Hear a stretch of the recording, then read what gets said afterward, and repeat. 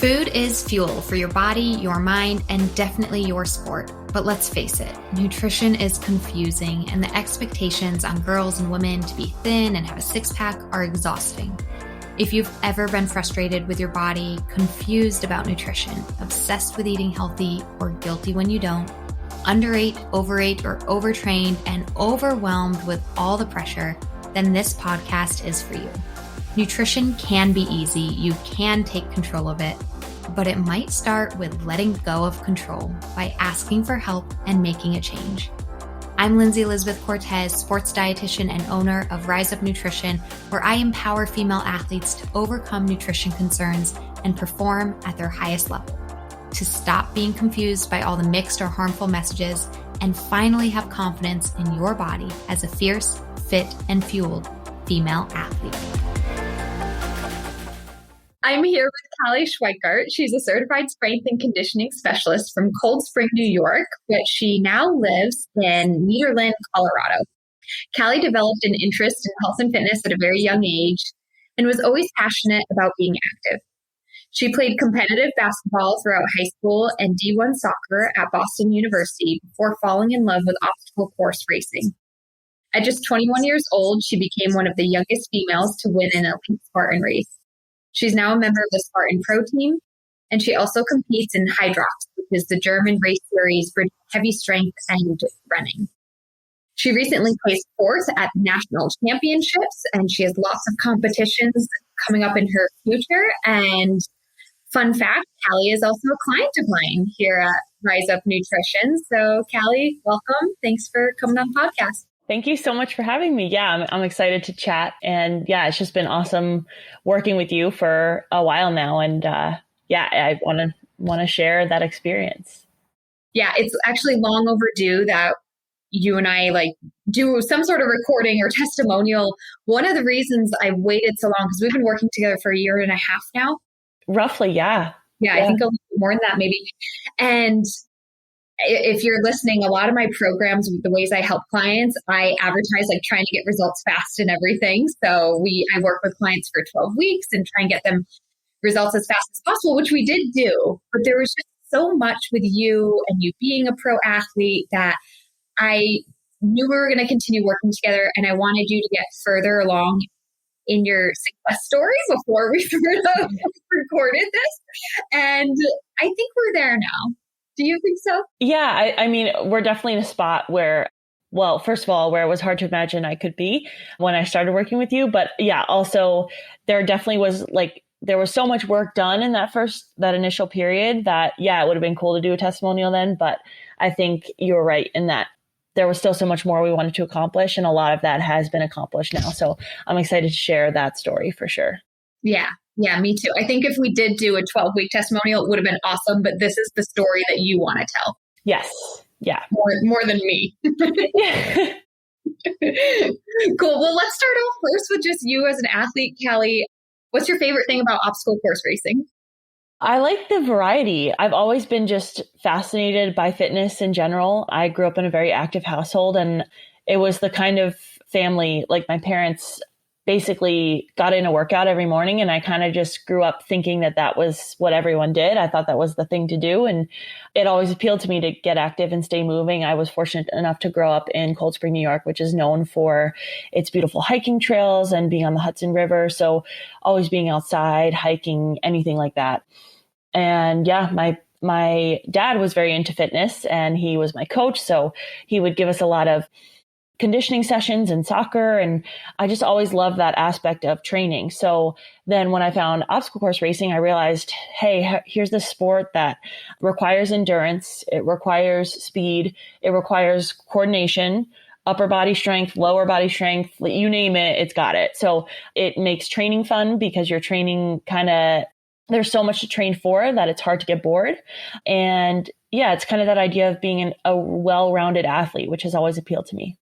Yeah. And something I always hear you say is that you love workouts and working out. And that's kind of what obstacle course racing is. It's turning a workout into a competition in so many ways. Yeah. Yeah. And when the process is fun, how could you not enjoy it? So for me, yes, I love the training, and that was something I realized, or I knew it, but it was reinforced during the pandemic, was without any racing, I was A-okay. Like, I just loved the training. I was happy with that continuous betterment of myself, or goal of bettering myself, without really any competitions on the horizon. And obviously now that racing is back, it's been a lot of fun, but yeah, it's a blast.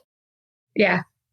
Yeah, so many athletes struggle during the pandemic to keep their motivation, which is totally understandable. But you were like, no, this is what I always do. Yeah, no, and I've always been like that. Soccer too. I think because I have struggled with performance anxiety, I still do. And in soccer, being a goalkeeper, it was definitely at its worst.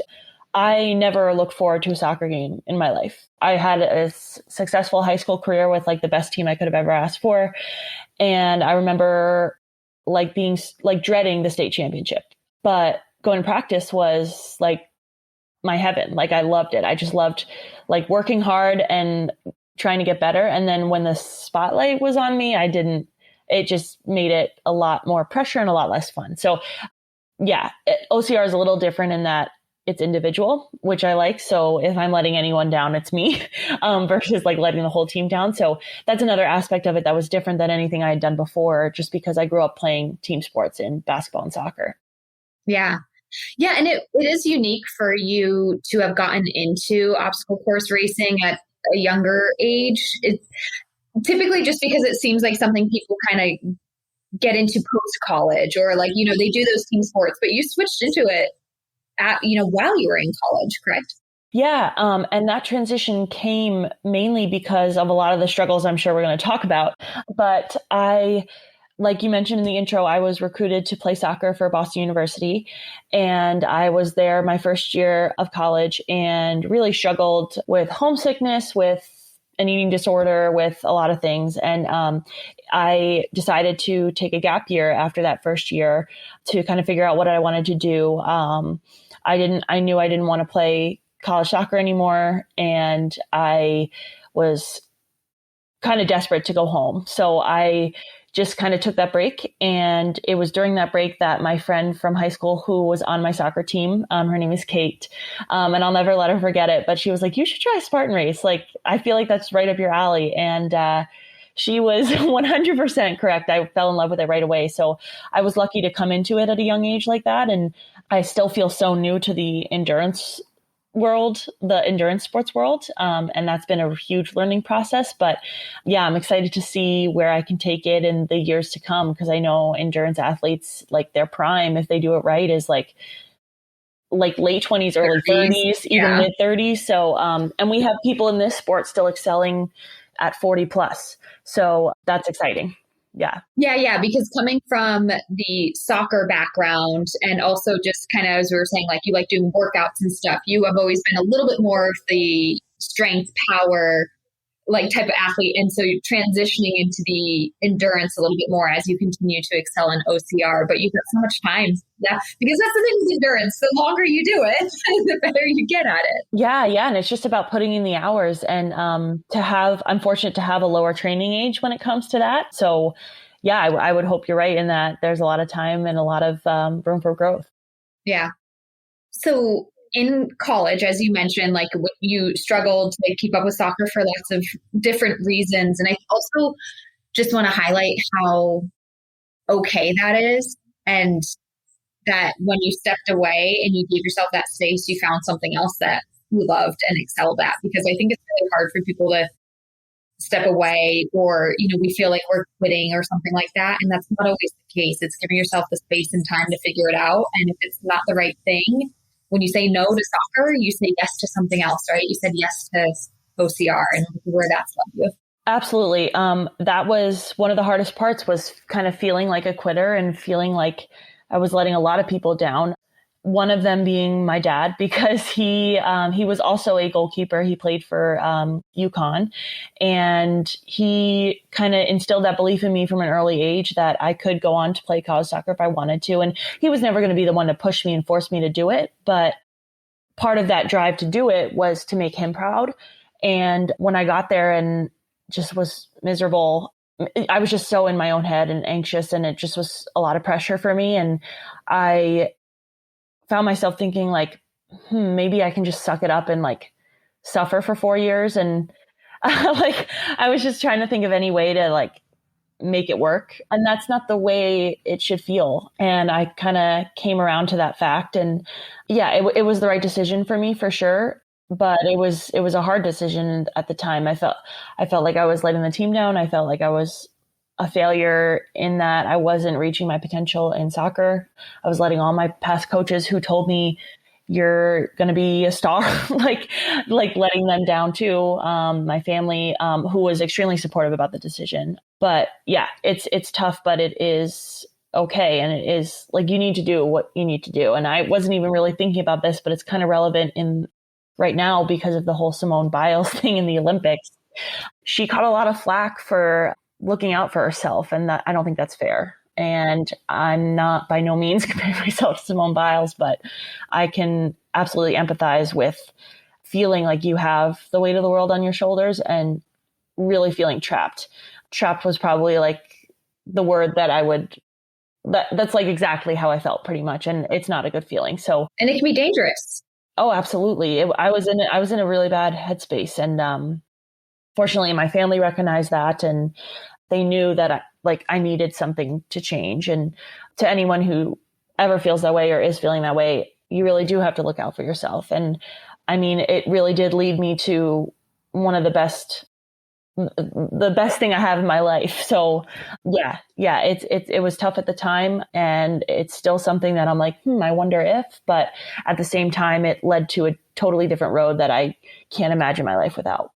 And that you enjoy so much. Absolutely. Right? Oh yeah. Exactly.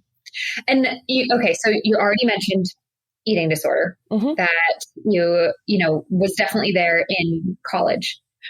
I'm curious though, Cali, even though I know you, I'm curious what you're going to say to this.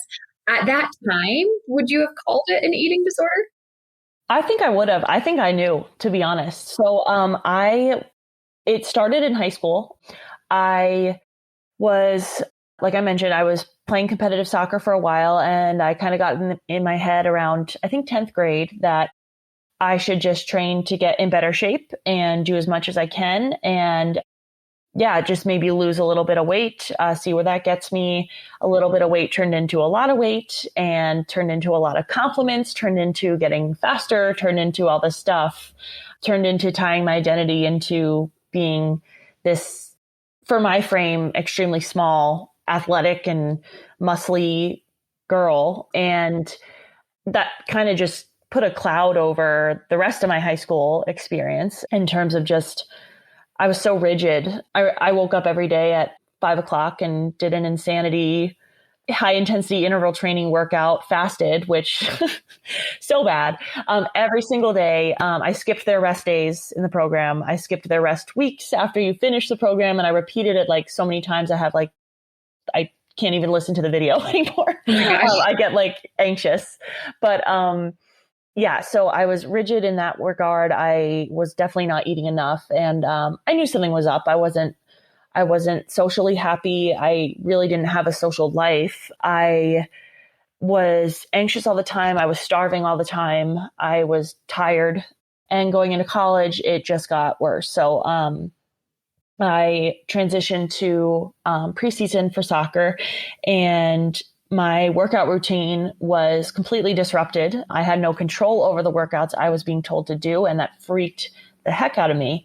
Everything had been so calculated and routine. So, and as a goalkeeper, we had less cardio than the field players. We had less of the training that I was used to doing, and that made me feel lazy. That made me, like I said, freak out pretty much. And it turned into sneaking in workouts whenever I could. I wasn't I was still eating, and I was still eating nothing that you would say I was intentionally starving myself, which I wasn't. I was just way under eating, and I was focused on eating so clean and so light that it was certainly not enough for my schedule as an athlete with 2 practices a day, doing my own extra workouts, walking at least, I would probably say 4 miles a day to and from classes, because I refused to take the bus because I didn't want to be lazy. And BU's campus, I had like a 2-mile walk to class sometimes or more. So, yeah, there were a lot of things that added up to me doing way too much, eating way too little. And I knew it, but I feared looking different. I feared being viewed differently for not doing what I was doing. So it just continued. Mm-hmm. I can't tell you how often I hear people say like, but I'm still eating, or parents, if there's any parents listening to this episode that are trying to get help for their daughter, but they're like, but she eats, it's not about, just counting your peas on your plate all the time, but we can way over exercise and undereat. And what you said too, just like eat, quote, healthy and clean and light. And it's like so disguised, but it's a form of an eating disorder for sure. Mm-hmm. Yeah. Of 2,000 calories is not enough for somebody doing everything you just said. So on the outside, it's like, oh, but she's eating. We need to like stop saying that. Yeah, no, you're right. And that was kind of just to emphasize my point that part was less intentional to me. I thought that was the part where if you had asked me, like, are you starving yourself? I would have said no. Exactly. But I did know something was up because all I thought about was food and exercise and my body and not much else. Yeah. That's why I wanted to bring it up, because that's what so many people like. It's like, but I'm not starving myself. But it's like, but you are. You're starving your body's cells compared to what they need, right? Yeah. And I can recall, well, for like I mentioned, I was hungry all the time. And I would like count down in class when I could have that bar that was scheduled that I was going to eat before I did an extra 30-minute extremely hard run between classes and then my training later. So there was that. But also there were times that I would have a cheat day and it was pretty out of control. Like I would eat to the point where I felt so sick, so full. I personally never purged, but there were those binges that I just recall like sitting there being like, I can't move. I'm so uncomfortable. I can't do anything. I'm so full. I feel gross. But getting to that point, there was just no stopping it. I just wanted to eat anything and everything because I wasn't giving myself enough any other time. Mm-hmm. Mm-hmm. Yeah. So many symptoms going on. You did know it was wrong, but weren't ready at that time, at least, to change anything because of the fear of your body changing or maybe your identity even changing. You were so wrapped up in that. So I don't know if we're skipping ahead too many steps here, but what made you reach out to me and why? This might be a couple of years down the road compared to college, but yeah. So I guess I should say another reason I knew something was up in high school and college, but that didn't necessarily motivate me to change yet, was I had been missing my period since 10th grade, basically like as soon as I started this whole thing. And I knew that was a red flag, but I had seen doctors who were like, oh, you're just active. Maybe just try birth control instead. It'll regulate it, blah, blah, blah, which I didn't want to do. So that was always lingering in the back of my mind, but it wasn't a priority to me.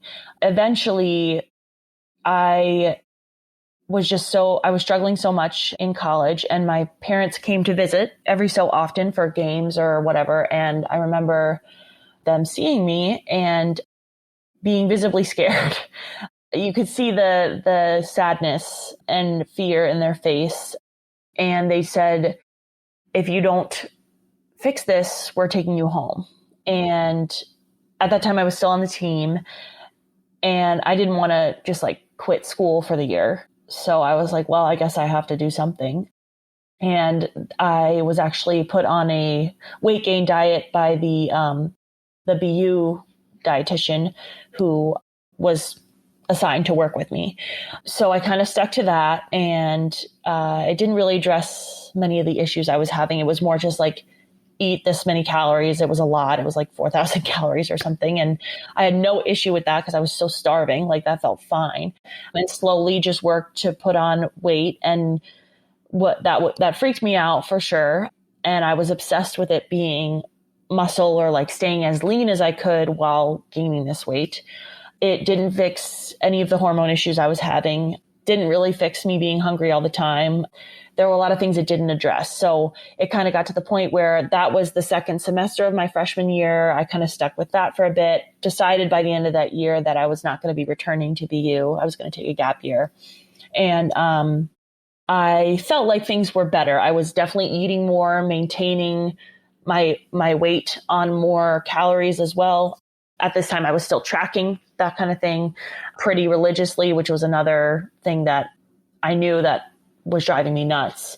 So got into OCR and eventually did transfer schools, went to Marist College in Poughkeepsie, New York, and finished out my studies there. But it wasn't until, I think it was late 2019 that I first reached out to you. And then we started working together in 2020. And that was because I had actually been slowly gaining weight after a long period of maintenance. And I had no idea why. I was eating probably less than when I first was maintaining after that weight gain diet way back. And I was working out more because I had switched to training for endurance. And I was freaking out because I was still starving all the time, gaining weight, didn't have a period, and still miserable in so many aspects just because of everything that was going on in my head with the obsessions with food, exercise, etc. And I was desperate. I was not happy with how my body was changing, especially for the fact that I had no results to show for it and that I wasn't hormonally healthy still. I thought maybe, if I'm gaining weight, I guess that'll help with things. And it never did. So I was just really confused. And so, that's what prompted me to finally reach out to a qualified dietitian who could hopefully guide me in the right direction because I was at a loss. Yeah.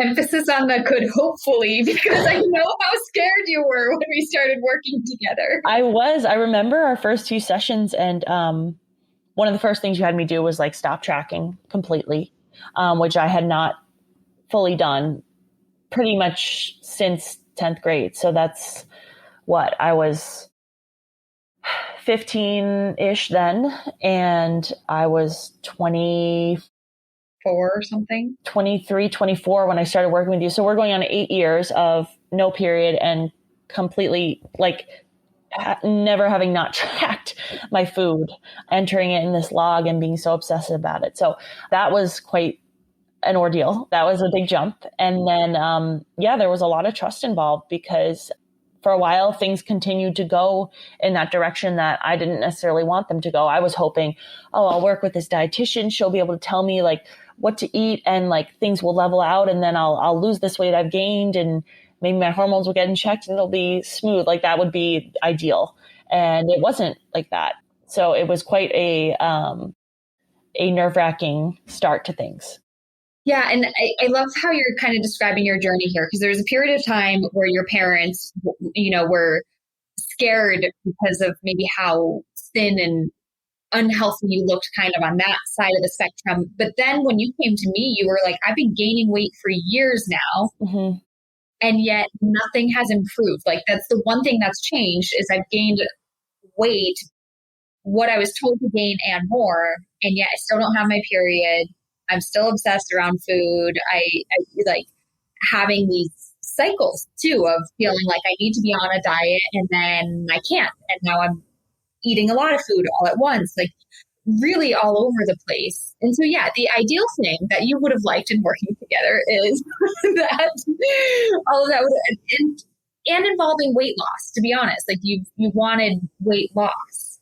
And that was something that I couldn't promise you at that time, not in the 12-week program, because basically what had happened, Cali, is you had gained weight throughout those years, but you hadn't fixed energy deficiency, relative energy deficiency, nor had you fixed disordered eating habits. Yeah. And I also recall one thing that also prompted me to reach out to you was in trying to figure out all this stuff on my own a little bit. I decided to go see an endocrinologist who tested things. Hormones looked okay. They had always looked okay, maybe low side of normal or something like that. Nothing to suggest I needed any sort of medication or anything to fix things.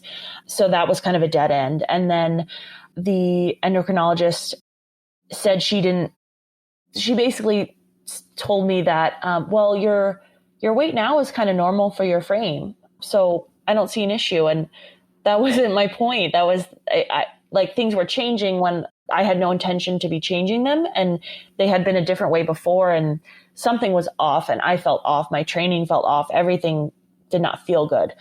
So to have her say that was so frustrating.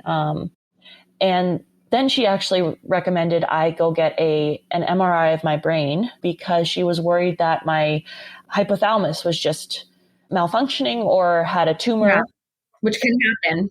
Yeah. So she was like, maybe that's just what it is. Maybe you don't get your period because there's something in there, there's something wrong with that. And that returned no abnormality. So, which I'm thankful for that. But at the same time, I was like, then what the heck is going on? So yeah, I was desperate. Yeah. So, and I think this is such a good reminder for our listeners that it's not about your weight, which is you have to retrain your brain on this. It's not about your weight. And that's why in working together, like at the time when we started, you did want weight loss, but it was like the only way that would ever possibly happen is if we address the real issue, which is energy deficiency and disordered eating. Right. And so that's what we focused on. It was so hard. I know, actually, I should just ask you, what was the hardest part of working together?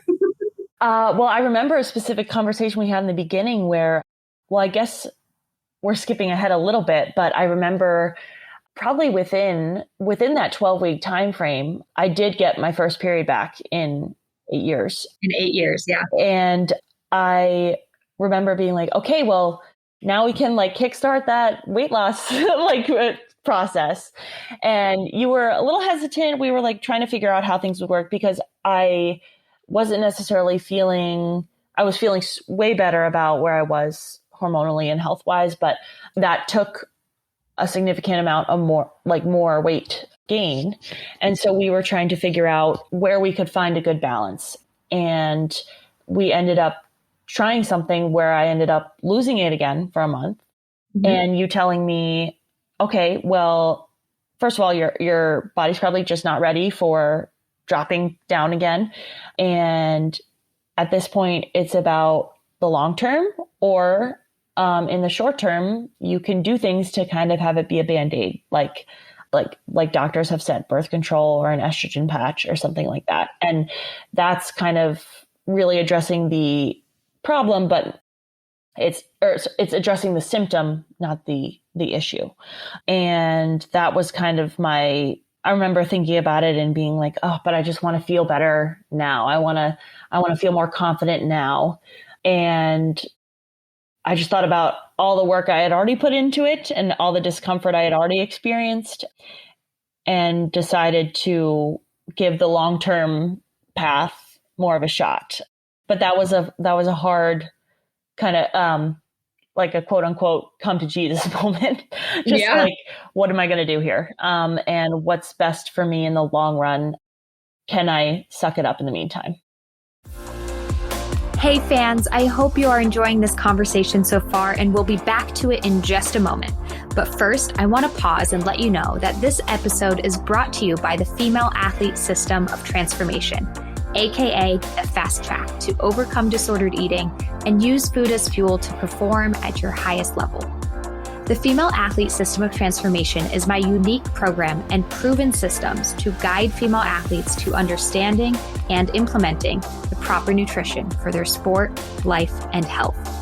Myself and my team of registered sports dietitians work one-on-one with clients to address their unique needs and counsel them through the nutritional and behavioral changes needed.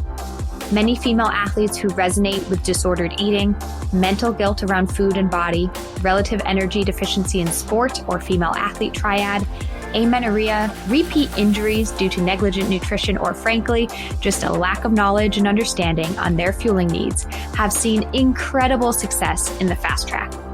After years of working as a sports RD, I've compiled the most effective ways for female athletes to learn nutrition, be supported, be challenged, and ultimately find their success with fueling as fast as possible. So don't wait another day. Get to your goals faster by joining the Female Athlete System of Transformation. Look in the show notes or head to the website to book a free call and learn more. Okay, now let's get you back to the conversation. Enjoy. So going back to the beginning of this conversation where I said, I didn't want to do a testimonial right after 12 weeks for you because we did accomplish so many amazing things in working together. You, for the first time in 8 years, restored a period. Mm-hmm. You were enjoying the food you were eating. Absolutely. You felt so much more freedom, mental freedom. You weren't tracking every bite. And I think you were on a path. You were also going through some coaching changes, but you were on a path of kind of understanding the importance of rest and recovery for your body in this process as well. And not just like exercise addiction, workout all the time, and thinking more like a pro athlete that you are. So those were like amazing results that you saw in 12 weeks. But there was this one other big thing that you had wanted, which was I wanted weight loss. And I've never preached to be a weight loss dietitian, but I did know how important this was for you and how important it was for your mental health and your body acceptance and body confidence. And so that's where it was like, we need to continue working together to let your body adjust. And yeah, it was difficult because it was like, this isn't going to, not all of this will be fixed in 12 weeks. A crap ton will. And it was, yeah. And it was, but not everything. And so I think that was probably, in me working with you, was also the hardest part, was focusing on the big picture. Yeah. Focusing on not the instant, gratification. Totally. I like, just another kind of reference point is, at this point, my weight had fluctuated close to 40 pounds, I think 40 something. So when you go from an unhealthy low to a high that you've never seen in your life, there's a lot of really uncomfortable feelings that come from that. And it affects your performance in sport in certain ways. So like you have to feel out where your body feels best. So I definitely didn't feel best at that lowest weight. I felt weak all the time. I was not strong. I wasn't energized at all. But we also got to the point where, and we had to do this, it was necessary, where I really did focus on literally eating anything and everything I wanted. It wasn't necessarily for performance. It was for health at the time. And they can intertwine. But at this point, it was more just like, we literally had the plan of just like eat ice cream every night. Ice cream was my favorite food. I've always been obsessed with it. And I had never let myself have it that often. And that kind of became one of our goals. And that was great for me mentally. Physically, sometimes all that sugar isn't exactly like all that sugar at night, all that, those extra yummy things. All the yumminess that ice cream brings. Yeah, exactly. Like you're not going to necessarily feel your best performance wise if that's what you're fueling on all the time. I still incorporate ice cream in my diet, but I found eventually that the every night ice cream thing wasn't necessarily best for my training. So there was a lot of learning in that regard too. And just, I had to go through that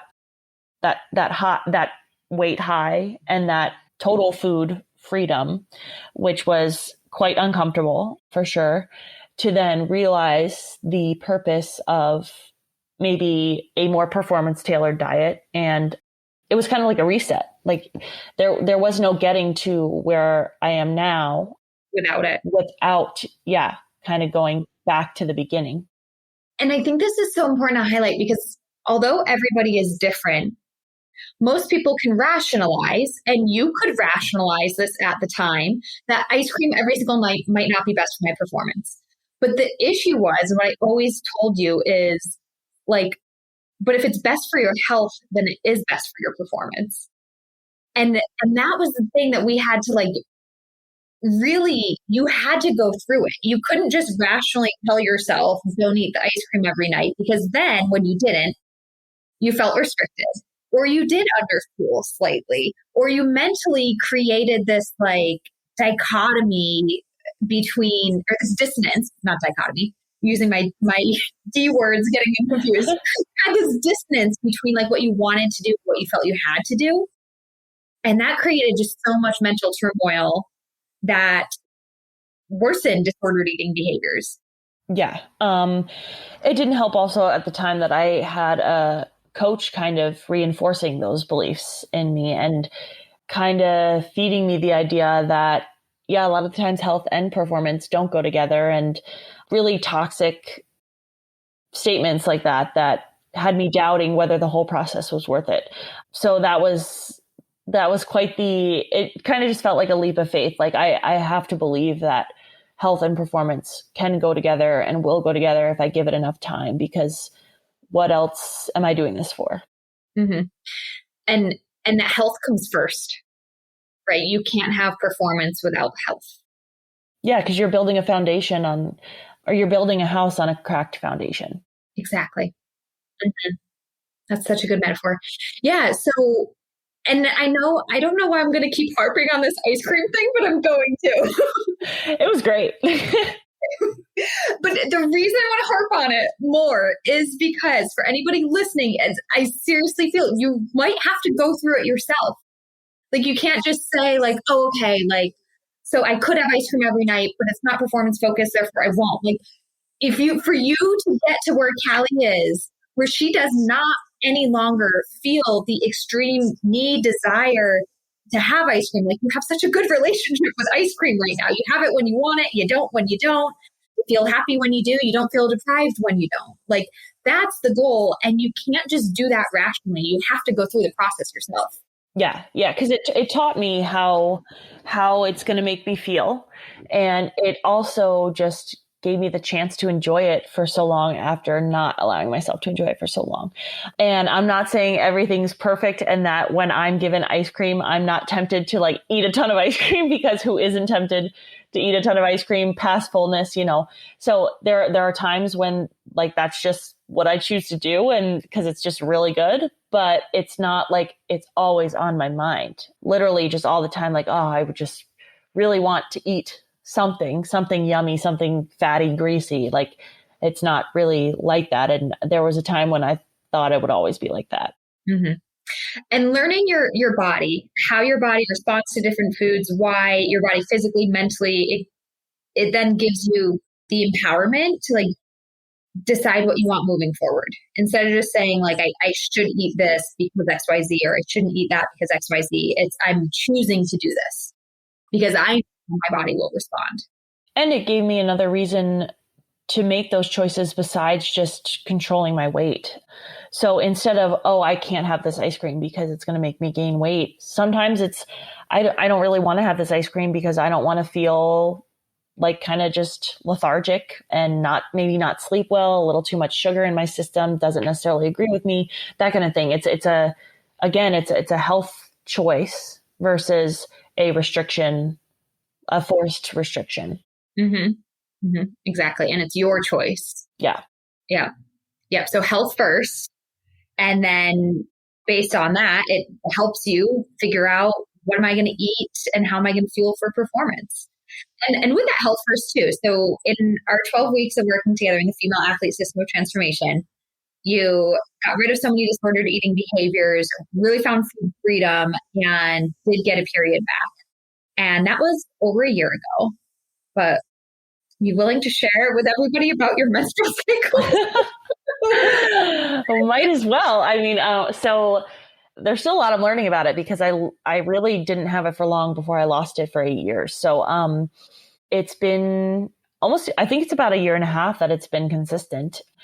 And yeah, it's just because it happened during the pandemic too. I had never until this season raced in a state where I was having these like hormonal fluctuations and having a cycle. So it's been a lot of learning about how that cycle affects training and performance, affects how you feel, and training to that, fueling to that cycle, which has been fascinating and enlightening and frustrating.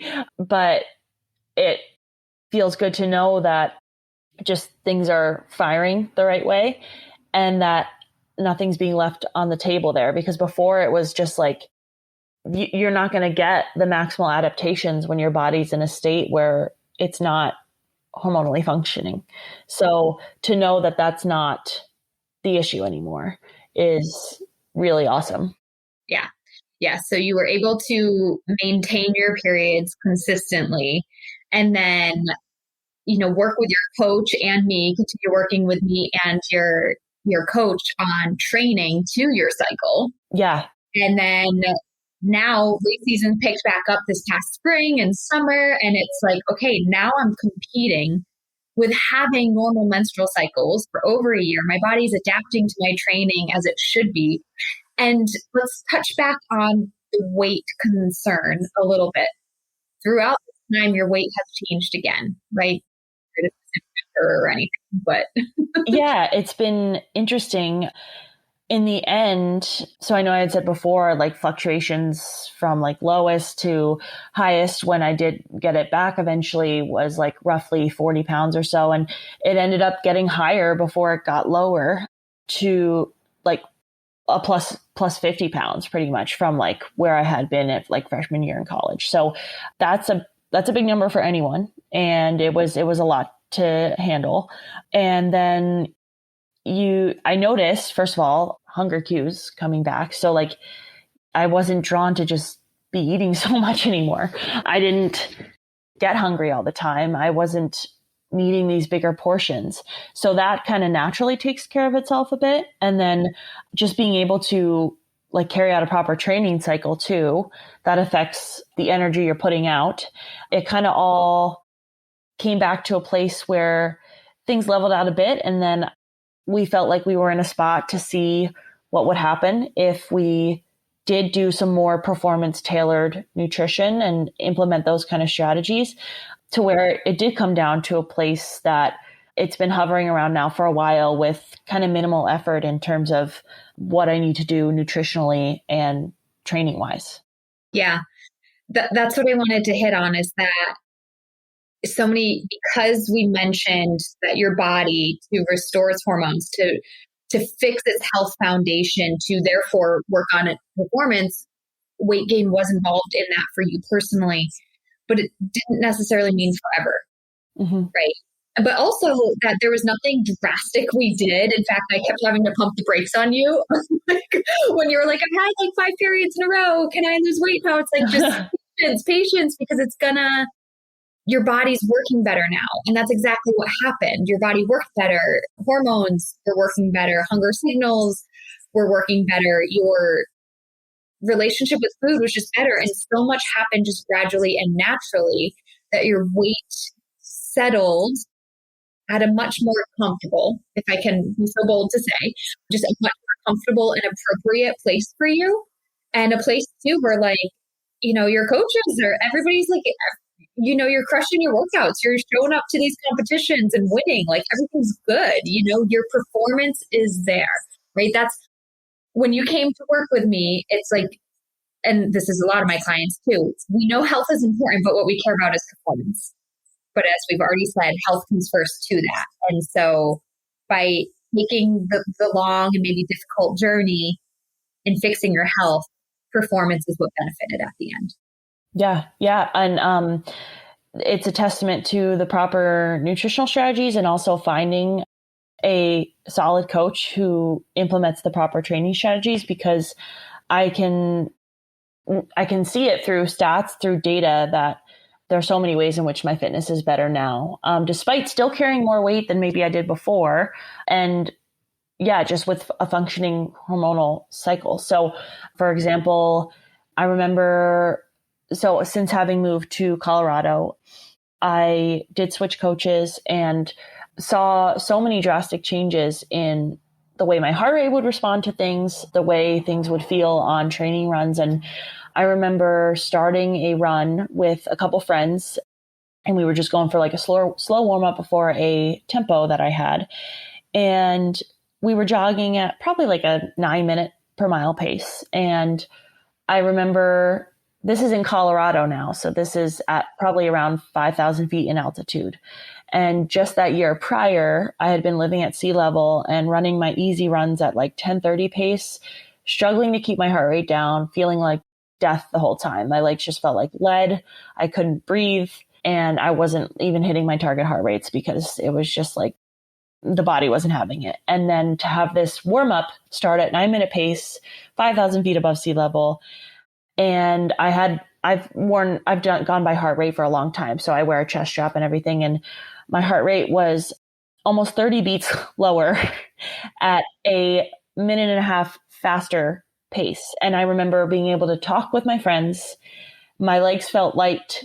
And I was like, so this is what easy running feels like. I had never really felt it before because I went into OCR and endurance training in this state of just like completely depleted, hormones out of whack, everything. So I really had never known what it was like to run at a heart rate that low. And this was at a pace that felt like impossible in the year prior. And that was with all the things we worked on. That was with having the proper guidance and just going through all the changes that I needed to go through to kind of make that happen. Yeah. Yeah. It's amazing. Just to be able to be, this is what an easy run is supposed to feel like. Yeah. I was like, wow, I can actually talk and like enjoy, look around, just kind of shuffling along. And I'm not like huffing and puffing and my legs are burning already. And I can't wait for this to be over. Like, yeah. Yeah. Yeah. Coaches are always prescribing easy runs. And if you have no clue what that feels like, maybe something's wrong. Yeah. Yeah. No, that's a good indication that maybe something needs to change. Yeah. Yeah. So I hope for our listeners, this has painted like a pretty good picture of kind of your whole journey. And I think another message that you and I have talked about a lot, we already mentioned, like you can have health and performance at the same time. And that's where I think you're really at right now, right? I think from a health standpoint, you check out, you're good to go. Like whereas when I met you, I was like, oh no, we've got some health issues, right? And so like, yeah, how did the doctor say? It's a clean bill of health, mm-hmm. right? You've got that. And now, like I'm saying, performances, you've got a huge national championship coming up in September. Am I right? For HYROX? Yeah. So I did qualify for the HYROX World Championships in Germany in September.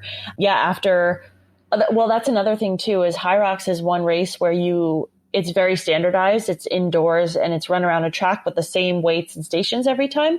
Those who don't know about it, definitely look into it. It's a really fun competition, but just even to get an idea of what it is, they have it up online. But it's very easy to track improvements because it's a standardized event. So before I was working with you, my PR in the event was a 1 hour and 18 minutes and something seconds. And in my first one back after working with you, I PR'd by 3 minutes and feel like rate of perceived exertion was probably like an 8.5 versus like in the one I did where it was 1 hour and 18 minutes. I was dying the whole time and I was so dead after. And I kind of just went into this one right after the pandemic with the idea of like, okay, let's just see where I'm at. Yeah, first go conservative to start. Yeah, go conservative to start. I'm just curious as to what's going to happen. And to have that result was really validating just because it showed me that with everything that had changed, with all the work I had done, okay, maybe there is something to all of that I put into it. Mm-hmm. Mm-hmm. And then I PR'd again at Chicago in June, just continuing on the training and training a little more specifically, which then did qualify me for the championships, which is how we got on this topic anyway. So yeah. So right after all that work you put in, because that's where your issues post college was like, okay, listen to the dietitian. I gained weight, but my work hasn't paid off, and that's I think where your story kind of has hit this, like, maybe, I don't know if it's pinnacle, but just like a good spot where it's like, it's paying off. We have the proof now that you're back in competitions. We have the proof of your health, and now we have the proof of your performances, hitting PRs and going to big events and races again and winning and things like that. It's like, okay, it was all worth it. Yeah, right. I will, a little disclaimer. I did say I just PR'd at Chicago. That's a mental block in my head. So I would have PR'd if I didn't run an extra lap, and I keep thinking about that. So, but anyway, that was just to prove the point that like fitness continued to improve. So I don't want people to think I'm lying there, but that's hilarious. You ran an extra lap. Yeah. The event is such that like you kind of do have to keep track of how many laps you're running. And I was nervous that I didn't keep track right. So I was like, I should probably run this because otherwise the penalty will be much longer than not running the extra lap. So, but yeah, if you subtract that extra lap out of it, it would have been another PR. But I forgot about that. So wanted to clarify. But yeah, no, it's just been very validating to see things trend in the right direction after having been stagnant or even regressing for so long. Yeah. Yeah. So good.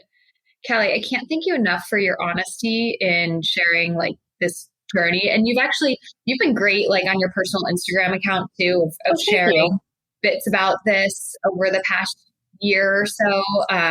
And yeah, I think that's been really great too, because I know it's hard to speak out about these things, and this transparency in your entire journey is really appreciated. Oh, thank you. It came to a point where I was like, dang, this sucks. When I was in it, I didn't really know how things were going to go, but I've always kind of been the person to vent, at least to someone. And I figured if I could put it out there, maybe someone else who was going through something similar would see it. Because I just thought back to myself and how desperate I was to know what the heck was going on with me. And I couldn't find anything on other people dealing with this. So I just figured, well, maybe someone else out there it will resonate with them. This helps me because I just get to like put things out there and kind of explain my situation.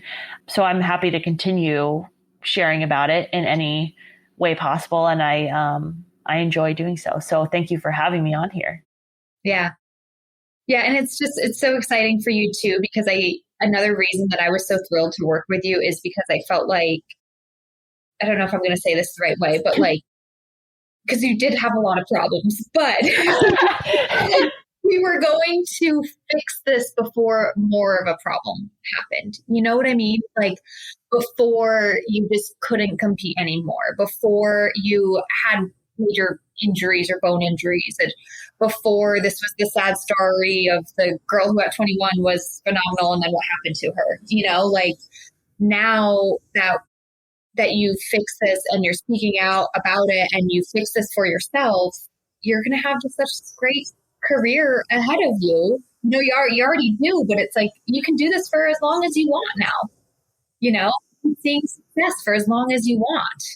Right. And that's so exciting about you seeing the big picture at such a young age and then being willing to share that with other people. Oh, thank you. Yeah. I didn't want to sacrifice any potential future success for maybe just to be a flash in the pan, even though it's always tempting. Sometimes it can still be tempting. Sometimes with messaging these days and everything that's out there and constant self-comparison, there's a lot of times where thoughts cross my mind about, oh, well, if I was just lighter, and then I have to stop myself because that's just a shortcut. It's a short-term solution. And obviously through my situation, I learned that there are consequences to that detract from everything I'm trying to accomplish. Mm-hmm. For sure. Yeah. So, per traditional podcast episodes, we're going to do rapid fire questions. Oh boy. Unless you have any final words or messages you want to share. I don't think so. Well, first of all, at this point, it's like so cheesy, but I can't like imagine my life without having worked with you. It really was completely life-changing. And it's crazy to look back on the journey. And I'm really excited I still fully intend on continuing to work with you because I find your counsel so useful. So yeah, I'm excited to see where that goes in the future too. Yeah. Thank you so much, Cali. Thanks Sure. for sharing that. And yeah, we're still working together because now we get to really what you always wanted, performance. We're really working on that. We're really doing that. Exactly. Yeah, no, it's awesome to have someone who I trust so much, obviously, and who knows what she's doing, to like bounce ideas off of,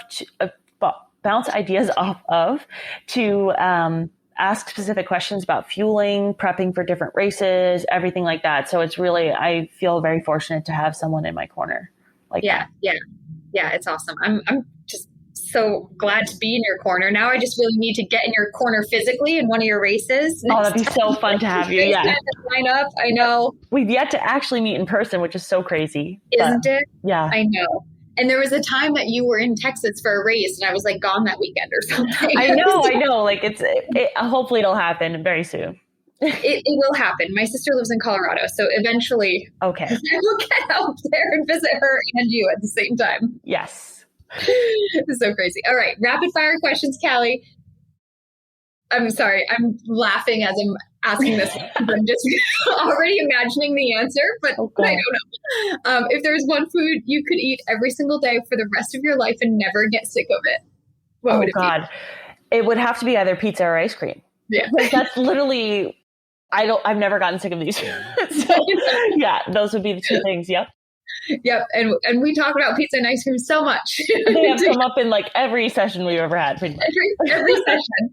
It's the favorite part about our sessions when we talk about pizza and ice cream. So good. Next question. Favorite sport to participate in?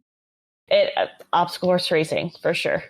For sure. Yeah. You found your sweet spot. You found your home there. How about as a spectator? Sometimes that's different for people. Ooh, I love watching a good football game on TV.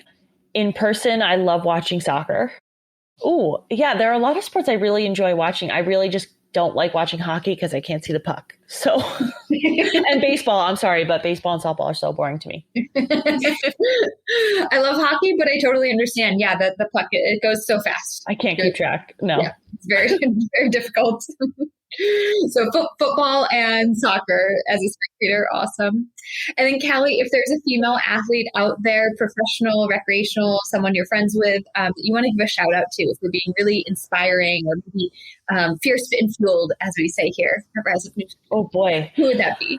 Oh, there are so many women in the sport of obstacle course racing that have shown me so much about nutrition and fueling and like really listening to your body in that regard.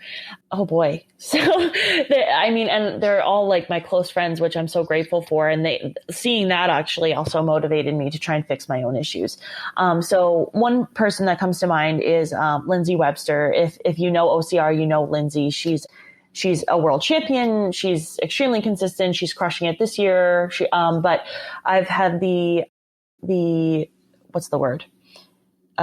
privilege of getting to know her well and spending some time with her, like in a little training camp, things like that. And being able to watch how she approaches fueling and food and listening to her body, was revolutionary for me, in that we have this extremely high performing athlete who really just eats to fuel and enjoys all of her food. She loves to bake and actually wants to open a bakery when she's done racing, I believe. So she's not hesitant when it comes to treats, when it comes to chocolate, all these things that for so long people are led to believe they're off limits. So to see that such a holistic approach, she's been an amazing role model for me. So yeah, she's one that comes to mind. And yeah, I have other close friends who also race in the sport that have taught me so much when it comes to that. Yeah.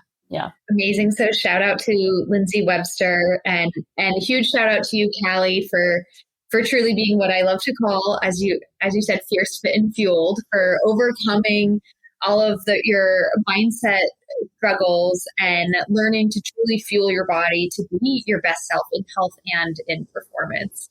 So I'm just so excited to keep working with you, watching your journey in OCR, and thank you again for sharing the story. Thank you so much, Lindsay. It's been awesome. And like I said, I can't thank you enough. I really hope you enjoyed that episode, and thanks for listening. But before I let you go, I have free resources that you can have access to right away, right now, so that you can start fueling your body as a fierce, fit, and fueled female athlete. First, I have your Red S recovery race. If you've ever wondered if you might be struggling with Red S, curious to learn more, or know you have Red S and are looking to recover fast, then you can head to www.riseupnutritionrun.com/RedS and download the Red S recovery race.